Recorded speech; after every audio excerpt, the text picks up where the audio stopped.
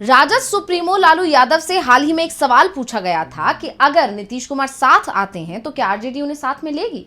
तो लालू ने कहा था, काहे को नहीं लेंगे, साथ आए और काम करें, बस बार बार इधर उधर भागते हैं वो बंद कर दें, हम उन्हें माफ कर देंगे। हमने उनके लिए दरवाजे खोल दिए हैं। और इस बयान के बाद से ही जेडीयू के नेताओं के बयान भी बदले बदले दिख रहे हैं। नीतीश ने तो अपना चिरपरिचित मौन ही धारण कर लिया है, जिसके बाद से कहा जा रहा है कि बिहार में कुछ तो बड़ा होने वाला है।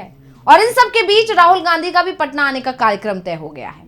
पहले कहा जा रहा था कि राहुल फरवरी में पटना जाएंगे, लेकिन अब बिहार में जिस तरह से सियासत बदल रही है, जिस तरह से चर्चाओं का बाजार गरमाया हुआ है, उसके बाद राहुल ने भी अपना कार्यक्रम 1 महीने पहले का करा लिया है। अब वो 18 जनवरी को पटना पहुंच रहे हैं और इस बीच एक बड़ी खबर और सामने आ गई है। तो नीतीश कुमार अपनी पार्टी जेडीयू को विलय कराने की तैयारी में हैं। तो किस दल में होगा जेडीयू का विलय, आज हम इसी सवाल को लेकर करेंगे अपनी स्पेशल रिपोर्ट में चर्चा। नमस्कार, मैं हूं अंशिता। लालू यादव ने जब से नीतीश कुमार के लिए महागठबंधन के दरवाजे खोले हैं, उसके बाद से ही बिहार में बवाल मचा हुआ है। जेडीयू के नेता अचानक ही नीतीश कुमार के पलटी मारने की बात कहने लगे हैं। ज्यादातर नेताओं ने तो अब आरजेडी के खिलाफ ही बयान देना बंद कर दिया है। मीडिया से भी कन्नी काटी जा रही है। राज्यपाल की शपथ ग्रहण में पहुंचे जेडीयू के वरिष्ठ नेता और ऊर्जा मंत्री विजेंद्र यादव से जब लालू यादव के ऑफर पर सवाल किया गया तो उन्होंने भी चुप्पी साध ली, कुछ भी नहीं कहा। दरअसल ये बात भी कही जा रही है कि नीतीश कुमार ने लालू यादव से बातचीत का जिम्मा विजेंद्र यादव को ही सौंपा है।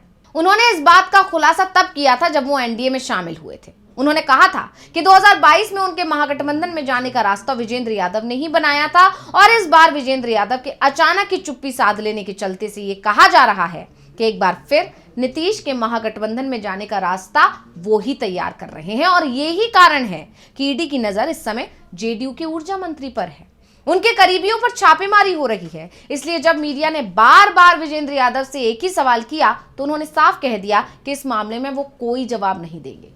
नीतीश के दूसरे सबसे करीबी मंत्री माने जाने वाले ग्रामीण विकास मंत्री श्रवण कुमार से भी यही सवाल किया गया तो उन्होंने बेहद चौंकाने वाला जवाब दिया। लालू का जो बयान इस समय पूरे देश में छाया हुआ है, उसे लेकर श्रवण कुमार ने कहा कि लालू प्रसाद ने क्या बोला है मैंने अभी तक सुना ही नहीं है, जब सुनेंगे तो आपसे बातचीत करेंगे।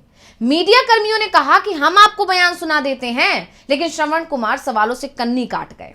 इधर मंत्री महेश्वर हजारी ने कहा कि राजनीति में कुछ भी हो सकता है, हम लोग 225 सीट जीतने का लक्ष्य लेकर काम कर रहे हैं। और इससे पहले केंद्रीय मंत्री ललन सिंह ने भी कहा था कि लालू यादव का क्या कहते हैं ये वो ही जाने, इसलिए उनके सवालों का जवाब लालू यादव से ही लीजिए। यानी ये सारा जो घटनाक्रम देखने को मिल रहा है, जिस तरह से चर्चाएं जोर पकड़ रही हैं, इसको देखते हुए कहा जा सकता है कि इस समय देश की सियासत में कोई और नहीं बल्कि नीतीश कुमार ही सुर्खियों में छाए हुए हैं। जिस तरह से लालू यादव ने नीतीश को न्योता दिया और जेडीयू के नेता ही अब कुछ भी कहने से बच रहे हैं, उससे तो कई सवाल उठ रहे हैं। इन सवालों की शुरुआत तब से हुई जब नीतीश 29 दिसंबर को दिल्ली पहुंचे थे और यहां पर वो मनमोहन सिंह के परिजनों से मिले और कांग्रेस के कुछ नेताओं के साथ उनकी बैठक की खबरें भी आईं। वैसे इस बैठक की पुष्टि ना तो नीतीश कुमार ने की और ना ही जेडीयू ने की है और ना ही कांग्रेस ने की है, लेकिन अब जो खबरें आ रही हैं वो बेहद चौंकाने वाली हैं। कांग्रेस की तरफ से नीतीश कुमार के लिए इंडिया गठबंधन के दरवाजे खोल दिए गए हैं, लेकिन कुछ शर्तें भी सामने रख दी गई हैं, क्योंकि कांग्रेस को नीतीश के बार बार पलटी मारने के चलते ये डर लग रहा है कि अगर नीतीश कुमार साथ में आते भी हैं तो वो कब तक साथ रहेंगे, इस पर सवाल बने रहेंगे। इसलिए नीतीश कुमार के सामने कांग्रेस ने बड़ी शर्त रख दी है। कांग्रेस के नेताओं ने ही कहा है कि नीतीश बार बार पलटी मारते हैं, इसलिए हम चाहते हैं कि अगर वो साथ आते हैं तो फिर साथ में ही रहें। दावा किया जा रहा है कि कांग्रेस की तरफ से नीतीश कुमार की पार्टी जेडीयू का कांग्रेस में विलय का प्रस्ताव दिया गया है और कहा गया है कि अगर नीतीश जेडीयू का कांग्रेस में विलय करते हैं तो नीतीश कुमार 2025 के आखिरी तक सीएम रहेंगे और महागठबंधन 2025 का विधानसभा चुनाव भी नीतीश कुमार के नेतृत्व में ही लड़ेगा और नीतीश कुमार 2030 तक सीएम भी बने रहेंगे। दावा किया जा रहा है कि कांग्रेस के प्रस्ताव पर विचार करने के लिए नीतीश कुमार ने 2 सप्ताह का समय मांगा है। इस बीच अब कांग्रेस विधायक शकील अहमद खान का भी एक बयान सामने आया है। उन्होंने कहा है कि नीतीश कुमार को गांधी की विचारधारा के साथ ही रहना चाहिए। गांधी की विचारधारा ही देश की विचारधारा है। नीतीश जी ऐसा नहीं है कि नहीं समझते हैं, वो सब समझते हैं। चुनाव से पहले कुछ फैसला लेते हैं कि नहीं, ये उन्हीं के ऊपर है। तो नीतीश दिल्ली से पटना लौटे और इसके बाद से ही कांग्रेस की सक्रियता बिहार में बढ़ती दिखाई दे रही है।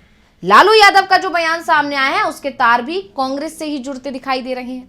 कहा जा रहा है कि सोनिया राहुल से बातचीत के बाद ही लालू ने नीतीश कुमार को लेकर यह बड़ा दावा किया और यह बड़ा ऑफर दिया है।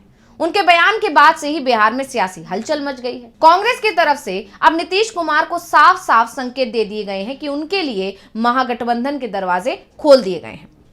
अब फैसला नीतीश कुमार को लेना है। इसके साथ ही नीतीश कुमार के 14 जनवरी के बाद कोई बड़ा फैसला लेने की बातें भी शुरू हो गई हैं। नीतीश कुमार पलटी मारने वाले हैं, इसके संकेत कांग्रेस की तरफ से मिलने भी लगे हैं। दरअसल अभी तक प्रदेश कांग्रेस कमेटी की तरफ से कहा जा रहा था कि लोकसभा में विपक्ष के नेता राहुल गांधी जनवरी के आखिरी में या फिर फरवरी के शुरुआत में पटना आएंगे, लेकिन अब राहुल गांधी का जो ये दौरा है ये समय से पहले हो रहा है। राहुल गांधी 18 जनवरी को पटना आ रहे हैं और इस दौरान वो संविधान सम्मान सम्मेलन में हिस्सा लेंगे।